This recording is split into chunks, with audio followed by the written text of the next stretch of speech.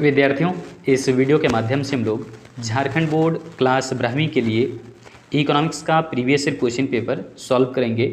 ये देख सकते हैं 2012 का क्वेश्चन पेपर है और हमने कंप्लीट इसे हिंदी और अंग्रेजी दोनों माध्यम में टाइप कर लिया है ताकि हिंदी और अंग्रेजी माध्यम के विद्यार्थियों को दिक्कत ना हो।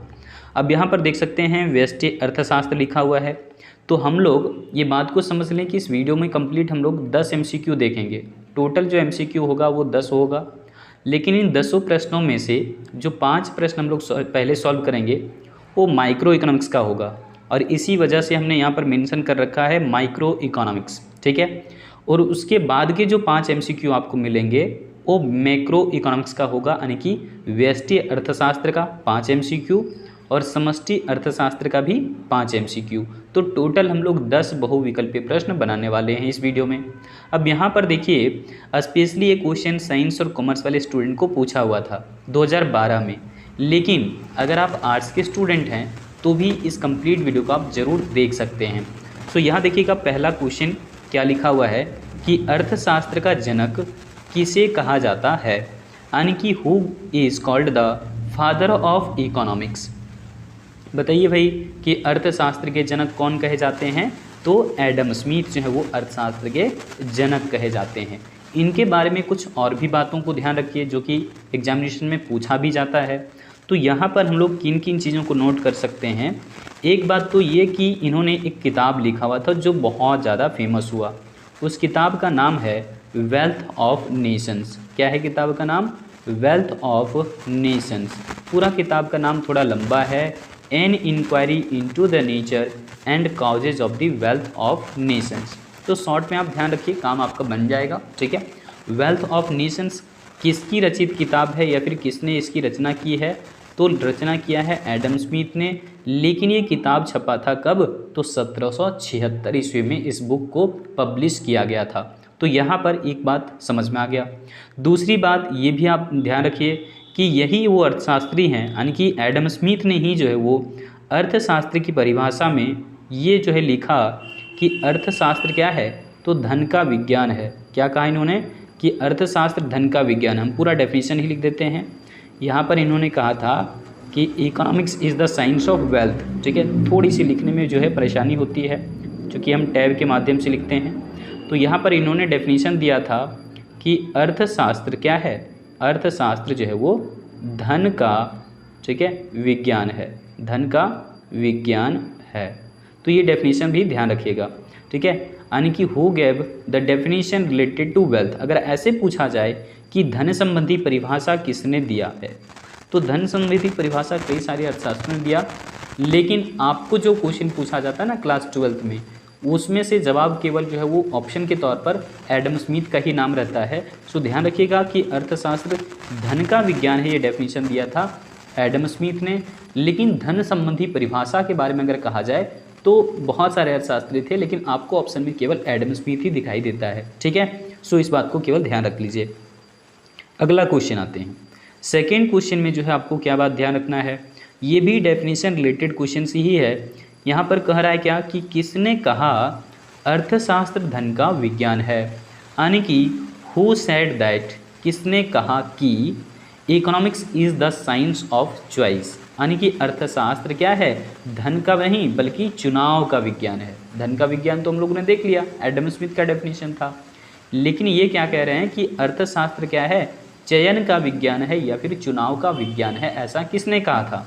तो इस नाम में, इस कंसेप्ट में जो है ध्यान रखिएगा, हम लोग बात करते हैं रॉबिन्स का, जो हमेशा से यहाँ पर कहते हैं कि अर्थव्यवस्था जो है वो क्या है, अर्थव्यवस्था के अंदर में संसाधन दुर्लभ हैं। तो दुर्लभ संसाधन क्या होते हैं भाई, कि डिमांड फॉर रिसोर्सेज, यानी कि संसाधनों की मांग जब अर्थव्यवस्था में ज़्यादा हो और संसाधनों की पूर्ति यानी कि सप्लाई ऑफ रिसोर्सेज कम पड़ जाए, तो ऐसी स्थिति में ही हम लोग समझते हैं दुर्लभता की स्थिति, ठीक है। ये कौन सी स्थिति है, दुर्लभता की स्थिति। और ऐसे सीन को ही इन्होंने बताया था, यानी कि इन्होंने कहा कि अर्थशास्त्र में हम लोग क्या देखते हैं कि भाई आपके पास हमेशा से जो है वो चुनाव की समस्या उत्पन्न हो जाती है, और इसलिए कह रहे हैं कि अर्थशास्त्र चयन का विज्ञान है, यानी कि इकोनॉमिक्स जो है वो साइंस है, लेकिन किसका, ऑफ चॉइस। क्लियर हो गया। चलो आगे जाते हैं। यहाँ से भी एक बात ध्यान रख लीजिएगा आप लोग। पहली चीज़ हम यहाँ पर नोट कर देते हैं, इनके किताब का नाम क्या था। ठीक है, तो रॉबिन्स की किताब का नाम था एन एसे। ठीक है, क्या नाम था? एन एसे ऑन द क्या nature, an essay on the nature and, यहाँ पर लिखते हैं हम आगे, एंड सिग्निफिकेंस। ठीक है, क्या है नाम किताब का? Significance of economic sciences. क्या है किताब का नाम? सिग्निफिकेंस ऑफ इकोनॉमिक होगा, MIC, इकोनॉमिक साइंसेस, ये था किताब का नाम। ठीक है, और ये किताब कब प्रकाशित हुआ था? तो 1932 में, 1932 में ये किताब आया था, an essay on the nature and significance of economic sciences. किसकी रचित किताब है, यानी कि कौन है इसके ऑथर? तो ध्यान रखिएगा, प्रोफेसर रॉबिन्स हैं। ठीक है, कई बार इनका नाम रॉबिन्सन लिखेगा, घबराइएगा नहीं। ठीक है, ये किताब कब पब्लिश हुआ था? तो 1932 ईस्वी में। और इन्होंने क्या कहा था अर्थशास्त्र को? भाई रॉबिन्स ने कहा था कि अर्थशास्त्र चयन का विज्ञान है, यानी कि economics is the science of choice. ऐसा किसने कहा? रॉबिन्स ने कहा।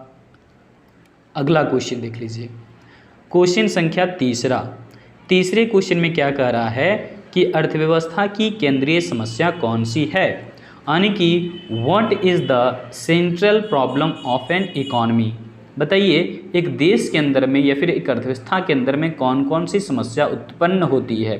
पहली समस्या ये होता है अर्थव्यवस्था में कि जो अलग अलग क्षेत्र हैं अर्थव्यवस्था के अंदर, primary sector, secondary sector, tertiary sector, प्राथमिक क्षेत्र यानी कि द्वितीयक क्षेत्र, तृतीयक क्षेत्र, तो ये सब जो क्षेत्र हैं इनके बीच में रिसोर्स का एलोकेशन किस ढंग से किया जाना चाहिए, किस ढंग से किया जाना चाहिए ताकि हर एक क्षेत्रों में जो है उत्पादन बनी रहे।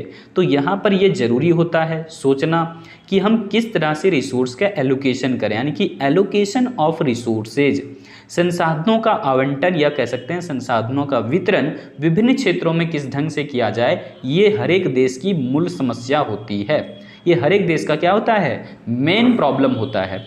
इसी को हम लोग केंद्रीय समस्या कह रहे हैं। और क्या है? इफिशियंट यूज ऑफ रिसोर्सेज, यानी कि संसाधनों का कुशलतम उपयोग। प्रत्येक देश ये चाहता है कि जो भी उसके देश में संसाधन मौजूद हैं, जो भी रिसोर्सेस उसके पास हैं, उन संसाधनों का कुशलतम रूप से प्रयोग हो, यानी कि इफिशिएंटली यूटिलाइज हो। अगर संसाधन को हम बेढंगे तरीके से प्रयोग किए तो बहुत ज़्यादा हमारे पास समस्याएं दिखनी शुरू हो जाएगी, जिसे हम आर्थिक समस्या कहते हैं। तो इसलिए केंद्रीय समस्या यह भी होता है कि हम कैसे देश के अंदर में संसाधनों को सुरक्षित रूप से या फिर कह सकते हैं कुशलतम रूप से उसका उपयोग करें ताकि ज़्यादा से ज़्यादा लोगों की ज़रूरतें पूरी हो सके। तो संसाधनों का जो है ना कुशलतम उपयोग की समस्या भी हर एक अर्थव्यवस्था में बनी रहती है कि कैसे और बेहतरीन तरीके से संसाधन का हम यूटिलाइजेशन करें या उपयोग करें। अगली समस्या क्या है? इकोनॉमिक डेवलपमेंट, यानी कि आर्थिक विकास। देखिए, प्रत्येक देश चाहता है कि हम आर्थिक रूप से समृद्ध हो जाएं, हमारे पास धन संपत्ति किसी चीज़ की कोई कमी ना हो, ना हमारे पास डॉक्टर की कमी हो, ना टीचर्स की कमी हो, ना ही अन्य किसी भी, ना लेबर की कमी हो, हमारे पास संपूर्ण चीज़ें हों और हम बस आत्मनिर्भर हो जाएं। हर एक देश यही चाहता है और इस आत्मनिर्भरता को ही हम लोग एक नए रूप में जानते हैं, इकोनॉमिक डेवलपमेंट, यानी कि आर्थिक विकास।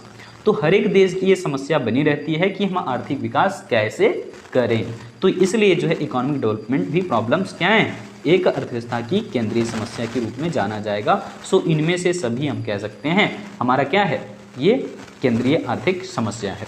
आगे जाते हैं हम अगले क्वेश्चन पर। यहाँ पर देखिएगा क्वेश्चन नंबर 4 एक डेफिनेशन से क्वेश्चन पूछा हुआ है, जैसे कि हम लोग मांग का नियम पढ़ते हैं। ठीक है, तो क्या कह रहा है कि मांग का नियम यह बतलाता है कि कीमतों में कमी होने के कारण, क्या कह रहा है? कीमतों में कमी होने के कारण या फिर कीमत कम होने के कारण क्या होता है? तो वस्तु की मांग बढ़ जाती है। देखिए, यानी कि प्राइस यदि कम रहता है तो वस्तु की मांग क्या होती है? ज़्यादा होती है। तथा कीमत में वृद्धि, है ना, कीमत में वृद्धि को हम ऐसे इंडिकेट करेंगे, प्राइस जो है वो इंक्रीज हो गया, कीमत बढ़ गया, तो कीमत में वृद्धि होने के कारण वस्तु की मांग कम हो जाती है। यानी कि यहाँ पर हम बताएंगे कि मांग क्या हो जाती है, कम हो जाती है। यानी कि ये मांग किसकी वजह से, क्वांटिटी डिमांड किसकी वजह से कम हुआ, तो प्राइस बढ़ने की वजह से। यानी कि प्राइस जैसे बढ़ा उसके बाद क्या हुआ, तो यहाँ पर देखिए मांग की मात्रा कम हो गई। अच्छा, जब मूल्य कम रहता है तो उस समय क्या होता है, मांग ज़्यादा होता है। तो ऐसा किसने कहा था। यानी कि आप अंग्रेजी में देखें तो हम एक बार डेफिनेशन पढ़ लें इसको अंग्रेजी में। कह रहे हैं कि the law of demand states that, कहता है कि, मांग का नियम ये कहता है कि अदर थिंग्स बीइंग इक्वल, यानी कि अन्य जितनी भी बातें हैं वो सारी की सारी समान बनी हुई हैं, जैसे कि तैसी रहती हैं। ना कंज्यूमर का इनकम बदल रहा है, ना कंज्यूमर की जो है रुचि बदल रही है, ना जनसंख्या बदल रहा है, कुछ भी नहीं बदल रहा है। सो कह रहा है कि अदर थिंग्स बीइंग इक्वल, यदि अन्य बातें समान रह जाएं तब the amount of demanded increases, यानी कि मांग की गई मात्रा में क्या होता है, वृद्धि होती है। लेकिन कब, with a fall in price, यानी कि प्राइस फॉल होने की वजह से डिमांड इंक्रीज होता है। एंड इन क्या कह रहा है, इन प्राइस एंड डिमिनिशेस, यानी कि मांग घटता है। मांग क्या होता है, घटता है। व्हेन प्राइस इंक्रीजेज, यानी कि जब कीमत बढ़ जाता है तो मांग घट जाता है। यानी कि कहने का मतलब है कि मूल्य में कमी होने से मांग में वृद्धि होती है और मूल्य में वृद्धि होने से मांग में कमी होती है। ऐसा किसने कहा हुआ था, तो ये डेफिनेशन है अल्फ्रेड मार्शल का। प्रोफेसर अल्फ्रेड मार्शल ने ही कहा था ना अर्थशास्त्र में कि अर्थशास्त्र मानव कल्याण का विज्ञान है। ये भी बात मैंने अभी कुछ देर पहले बताया। धन से संबंधित बात भी, चयन से संबंधित बात भी। तो यहाँ पर एक चीज़ ध्यान रख सकते हैं कि अल्फ्रेड मार्शल का ही एक कोट्स था कि अर्थशास्त्र मानव कल्याण का विज्ञान है। तो यहाँ से जो है क्वेश्चन आपको पूछा जा सकता है कि ये किसने कहा कि अर्थशास्त्र मानव कल्याण का विज्ञान है। तो ध्यान रखिएगा, अर्थशास्त्र को इन्होंने कहा था मानव कल्याण का विज्ञान है। यानी कि economics is the science of human welfare, अर्थशास्त्र मानव कल्याण का विज्ञान है। समझ आ गया। तो ये डेफिनीशन ध्यान रखिएगा, ये पूछा जाता है बहुत बार रिपीट करके कि किसने कहा अर्थशास्त्र मानव कल्याण का विज्ञान है, तो अल्फ्रेड मार्शल का ही डेफिनीशन है। और ये जो अभी आपने ऊपर में डेफिनीशन देखा मांग के नियम का, ये भी जो है वो यहाँ पर मार्शल का ही डेफिनीशन है। सो चलिए हम लोग अगले क्वेश्चन पर बढ़ जाते हैं। यहाँ पर देख सकते हैं अगला क्वेश्चन क्या है। अगला क्वेश्चन है कि एकाधिकार की विशेषता है। देखिए, एकाधिकार बाजार की कौन सी विशेषता होती है, यानी कि मोनोपोली का हमें क्या जानना है, कैरेक्टरिस्टिक्स या फिर फीचर जानना है कि कौन कौन सी विशेषताएं एकाधिकार के अंदर होता है। तो ये ध्यान रखिए कि यहाँ पर दो टर्म लगा हुआ है। एक लगा हुआ है मोनो, MONO। मोनो का मतलब होता है सिंगल। क्या होता है, सिंगल, यानी कि एक। अगर हिंदी में बोले तो क्या बोलेंगे, एक। ठीक है, केवल एक। अब देखिए यहाँ पे उसके बाद दूसरा जो टर्म लगा हुआ है वो है क्या है, पॉली, यानी कि POLY। और पॉली का मतलब होता है सेलर। सेलर का मतलब विक्रेता। ठीक है, तो यहाँ पर हम नाम दे रहे हैं सेलर, यानी कि इसे हम क्या कहेंगे, विक्रेता। ठीक है, क्या कहते हैं, विक्रेता। तो यहाँ पर क्या हो गया, सिंगल सेलर, यानी कि एक विक्रेता। तो यहाँ देखिए ऑप्शन तीसरे में दिया हुआ है one seller and large number of buyers. तो यही तो होता है जो एकाधिकार बाजार है, उसमें क्या होता है कि किसी वस्तु का एक ही विक्रेता होता है, यानी कि बेचने वाले की संख्या केवल एक होती है और खरीदने वाले कई सारे होते हैं, यानी कि क्रेता कई सारे होंगे या अधिक होंगे। तो एक होता है बेचने वाला और खरीदने वाले कई सारे होते हैं, अधिक होते हैं। क्योंकि मोनो का मतलब होता है सिंगल और पॉली का अर्थ होता है सेलर, यानी कि एक विक्रेता। सिंगल मतलब एक, सेलर मतलब विक्रेता, यानी कि एक विक्रेता और अधिक क्रेता होते हैं एकाधिकार बाजार के अंदर। अब चलिए हम लोग यहाँ पर आते हैं। यहाँ ध्यान रखिएगा, ये सारे क्वेश्चन अब जितने भी आ रहे हैं 5 क्वेश्चन, ये आएंगे मैक्रो इकोनॉमिक्स के, यानी कि समष्टि अर्थशास्त्र के। और ये भी 2012 का ही हमने क्वेश्चन लिया हुआ है। जैसे कि माइक्रो का किए वैसा ही ये सब सारे क्वेश्चन अभी करेंगे हम लोग। यहाँ पर देखिए साइंस एंड कॉमर्स मेंशन भी कर रखा है हमने, ताकि पता चले कि ये क्वेश्चन साइंस और कॉमर्स वालों को ही 2012 में पूछा गया था मैक्रो इकोनॉमिक्स के अंदर। तो यहाँ पर देखो क्वेश्चन नंबर फिर से हमने फर्स्ट ही ले लिया है, कोई दिक्कत नहीं। यहाँ पर हमने क्या रखा कि समष्टिगत आर्थिक सिद्धांत संबंधित है, यानी कि macro economic theory deals with तो मैक्रो इकोनॉमिक थ्योरी के अंदर हम लोग क्या क्या पढ़ते हैं, वो सारी थ्योरी जो कि कहीं ना कहीं पूरी कंट्री या इंटायर इकोनॉमी के साथ रिलेटेड हों, तो वहाँ पर हम लोग माइक्रो इकोनॉमिक वेरिएबल्स वगैरह देखते हैं माइक्रो इकोनॉमिक थ्योरी के अंदर। तो माइक्रो इकोनॉमिक वेरिएबल्स होते क्या क्या हैं, जैसे कि डिटरमाइन करना इनकम को, यानी कि आय का निर्धारण करना पूरे देश के अंदर में। उसके बाद क्या कि इनकम स्टेबलाइजेशन, यानी कि आय की स्थिरता को बनाए रखना, ठीक है। इसके अलावा ग्रोथ ऑफ द इकोनॉमी, पूरी अर्थव्यवस्था को ग्रोथ करवाना, दैट मीन्स प्रोडक्शन पहले की अपेक्षा ज़्यादा होना, पूरी अर्थव्यवस्था की बात कर रहे हैं ना। तो ये सब सारा सिद्धांत जो आता है वो आता है आपका कहाँ, तो समष्टिगत अर्थशास्त्र में या फिर मैक्रो इकोनॉमिक थ्योरी के अंदर या फिर समष्टिगत आर्थिक सिद्धांत में हम लोग इन सभी सिद्धांतों को पढ़ते हैं। तो ऑल ऑफ दिस हमारा आंसर हो जाएगा, ठीक है। आगे जाइए, अगला क्वेश्चन है क्वेश्चन नंबर 2।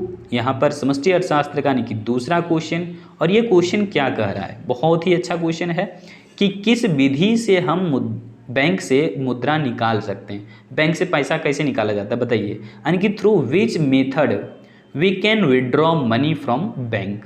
हम बैंक से जो है पैसा कैसे निकालते हैं, विड्रॉ का मतलब निकालना, मनी का मतलब मुद्रा, यानी कि मुद्रा हम कैसे जो है बैंक से निकाल सकते हैं, ये कह रहा है। कौन सी विधि हो गई, कौन सी मेथड होगी, उस मेथड को आप बताइए।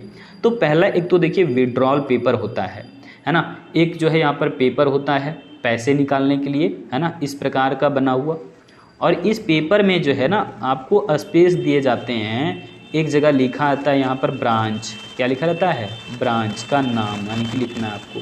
ब्रांच का नाम लिखने के बाद यहाँ पर कोना में जो है कहीं ना कहीं डेट भी मेंशन रहता है कि किस तारीख को आप पैसा निकालेंगे, ठीक है। फिर यहाँ पर नाम लिखा रहता है, आपका नाम लिखा नहीं रहता है, आपको लिखना पड़ेगा, स्पेस डाला रहता है यहाँ पर कि आप यहाँ पर नाम लिखिए। फिर जो है यहाँ पर कितना पैसा निकालना है वो लिखिए, फिर यहाँ पर कोना में पर जो है साइन करना होता है। तो इस ढंग से आप यहाँ पर डिजिट में भी लिख देते हैं, है ना, कि कितने पैसे निकालने हैं।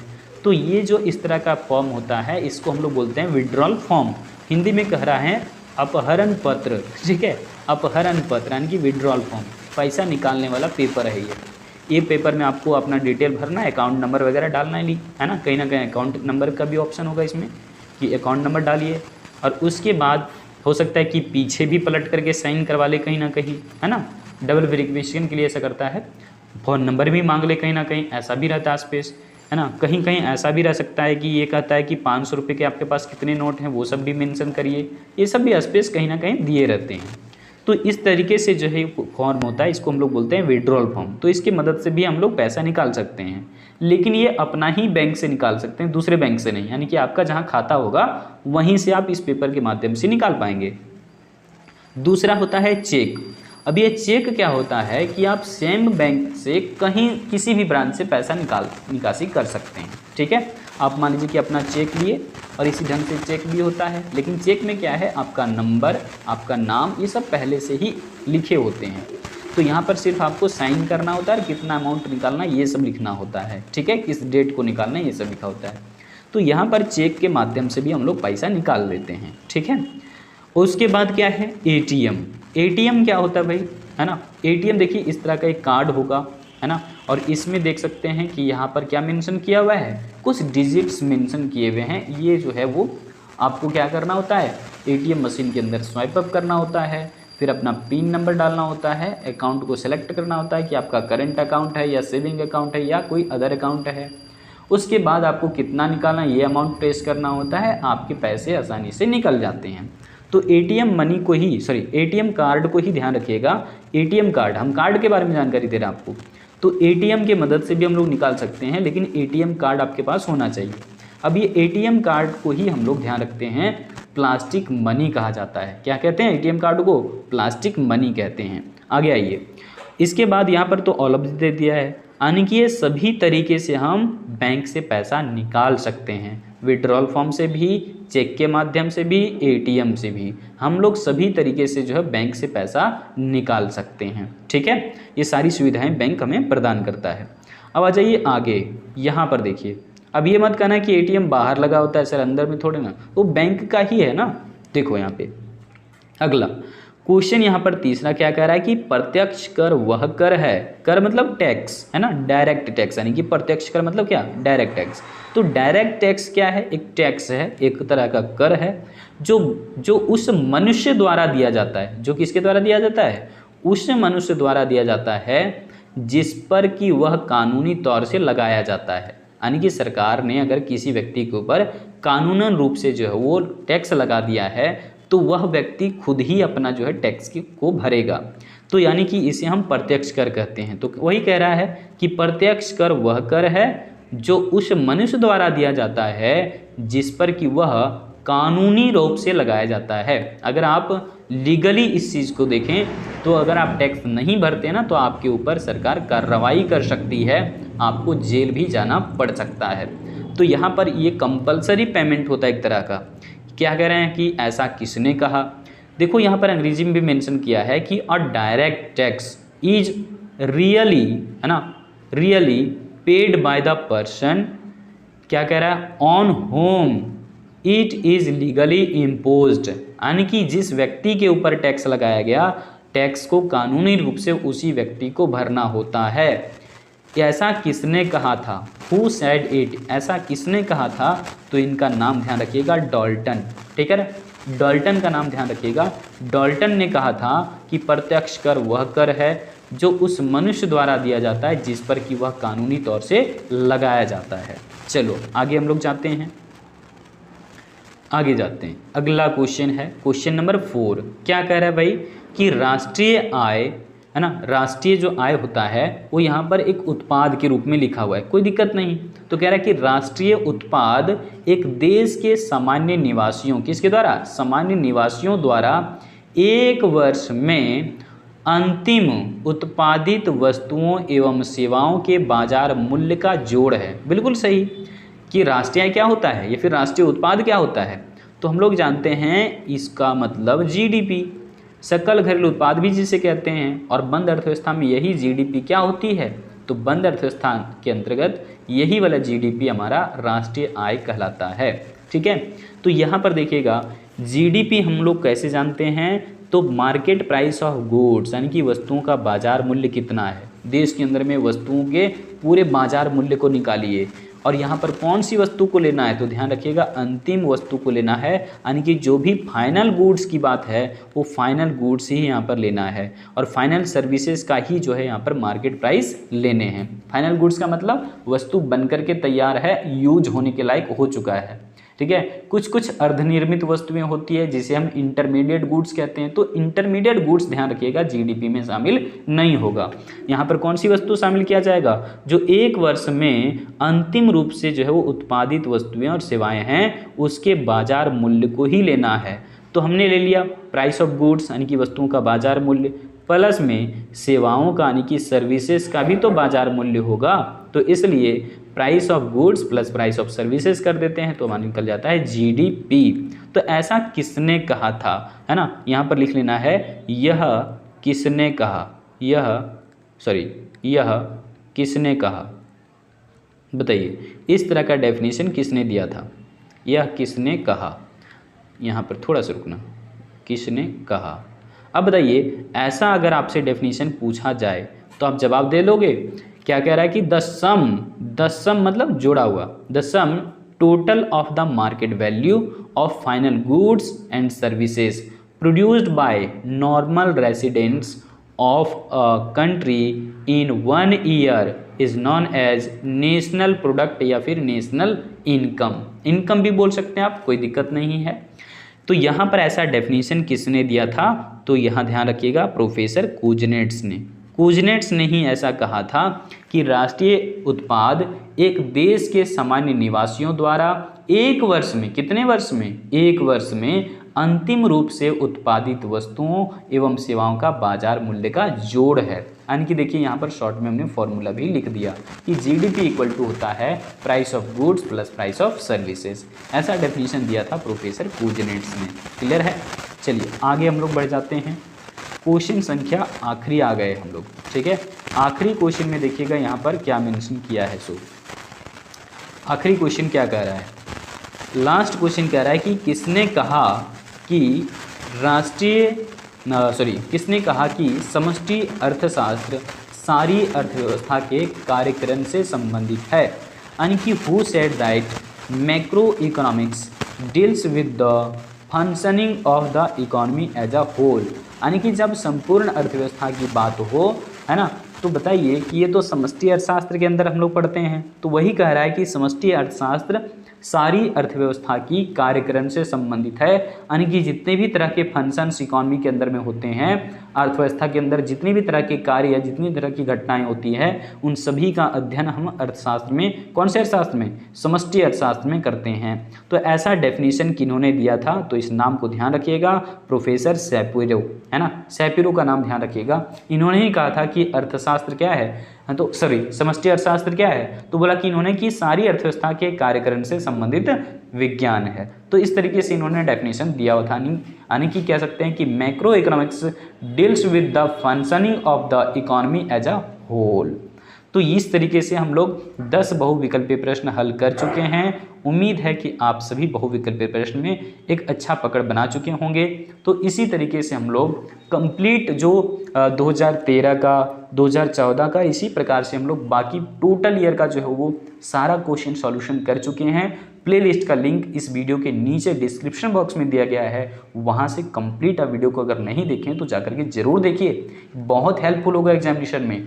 आज रखते हैं इस वीडियो में इतना ही, मिलते हैं फिर किसी अगली वीडियो के साथ। तब तक अपना ख्याल रखिएगा और हाँ, आसपास में रिसोर्सेज का विशेष ध्यान रखिए, उन्हें जो है बर्बाद ना होने दें, क्योंकि उसे हम लोग कुशल रूप से यूज़ करेंगे तभी देश की तरक्की संभव है। सो मिलते हैं हम लोग कल, और कल के वीडियो में हम लोग बात करेंगे अगले और कुछ नए कंसेप्ट पे। सो आज रखते हैं इतना ही।